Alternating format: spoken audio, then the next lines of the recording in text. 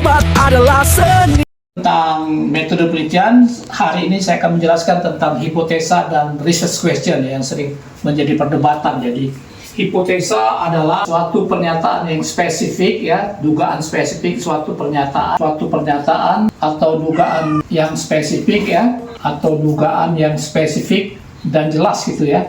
Dugaan yang spesifik dan jelas, ya, antara dua variabel, ya, antara dua variabel atau dua faktor, ya, antara dua variabel atau dua faktor gitu ya. Nah, ini biasanya faktor itu adalah yang kita sebut dependent, independent gitu ya, dependent dan independent, ya, independent variables gitu ya. Tapi ada yang juga dengan definisi bahwa hipotesa adalah suatu proporsi dianggap, ya, hubungan antara, balik lagi, dua variabel. Tapi yang banyak adalah suatu pernyataan yang spesifik, ya, jelas antara, jadi dugaan dulu, ya, dugaan yang spesifik dan jelas antara dua variabel faktor atau dua faktor, ya. Dan hipotesa ini harus bersifat hipotesa nol, ya, biasa dinyatakan dalam hipotesa nol, ya, hipotesa null hipotesa, ya. Kemudian dia sudah jelas tadi bersifat predictable, dapat diduga gitu ya. Dan terakhir hipotesa itu harus bersifat debatable, ya, dapat didebat atau debatable, atau terakhir bersifat refutable, dapat ditolak. Makanya dalam setiap penelitian itu, kalau di akhir penelitian itu apakah hipotesanya terjawab, dalam arti dia diterima, ya, diterima, kalau ditolak dalam arti alternatifnya diterima gitu ya. Nah, sebaliknya research question adalah suatu pernyataan spesifik, ya, pertanyaan esensial, bukan pertanyaan.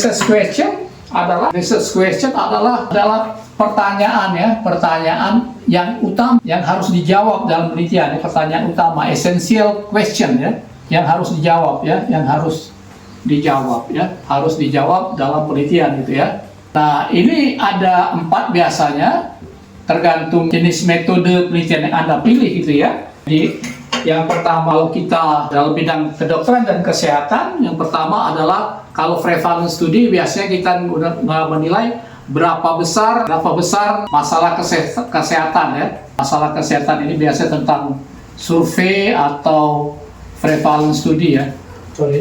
Berapa besar masalah kesehatan, ya. Jadi kita pengen tahu apakah ada KLB atau tidak misalnya, ya, masalah kesehatan, ya. Ini biasanya apa? Dalam bentuk survei atau prevalence study gitu ya, prevalence study. Yang kedua bisa hubungan antara dua variabel, jadi pertanyaan berikutnya, apakah ada hubungan dia dua variabel gitu ya. Jadi balik lagi, apakah ada hubungan dua variabel atau lebih gitu ya. Apakah ada hubungan dua variabel atau lebih gitu ya. Yang balik lagi dependent independent tadi, ya, atau lebih, ya. Ini lebih kepada studi observasi, cross sectional, case control atau cohort, ya, observasi. Nanti ini adalah cross sectional, case control atau cohort nanti, ya. Yang tiga itu, ya. Yang ketiga adalah kita melihat apakah untuk uji diagnostik itu, ya, untuk membandingkan dua alat pemeriksaan, ya, gitu ya. Jadi kita menanyakan apa nilai uji diagnostik ataupun sensitivitas spesifisitas daripada suatu alat itu, ya. Ini yang disebut uji diagnostik, ya. Uji diagnostik. Dan terakhir adalah yang paling banyak di dunia farmakologi dan farmasi, ataupun kalau dianalogi ke bidang-bidang lain, adalah membandingkan intervensi, ya, membandingkan intervensi.